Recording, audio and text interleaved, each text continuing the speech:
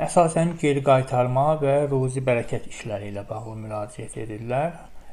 Geri qaytarma deyəndə, yəni küsmüş sevgililəri ilə barışmaq nəzərdə tuturlar. Əslində geri qaytarma adında bir iş yoxdur. Kim ki deyirsə ki, geri qaytarma əməli edirəm, o elə belə adicə şirinlik edəcək. Geri qaytarmaq üçün, yəni küsən sevgilini geri qaytarmaq üçün baxıb problemin nədə olduğunu görüb, həmin problemi aradan qaldırmaq üçün iş görmək lazımdır. Misal üçün, arada başqa qadın varsa və yaxud da başqa kişi varsa, əməl zadı varsa və yaxud da problem sizin tərəfinizdə və yaxud da qarşı tərəfdədirsə, bunları bilib buna görə iş görmək lazımdır. Yəni, baxmadan iş görmək olmur və baxmadan görülən işə də qaranti vermək olmur. Geri qaytarma adında bir iş yoxdur. Geri qaytarma dedikləri iş adi elə belə şirinlik işidir. Amma geri qaytarma nəticədir, işin nəticəsi. Geri qaytarmaq üçün də konkret olaraq problemləri görüb aradan qaldırmaq lazımdır.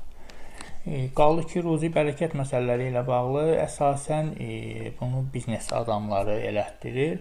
İşlərinin zəif getməsi ilə bağlı çox vaxtda işlər zəif gedəndə elə fikirləşirlər ki, əməl zadı var, onun təsiridir. Amma həmişə əməl zadının təsiri olmur. Bu hansısa pis, belə deyək ki, dostların və yaxud da ortaqların səbəb olması ilə də ola bilir.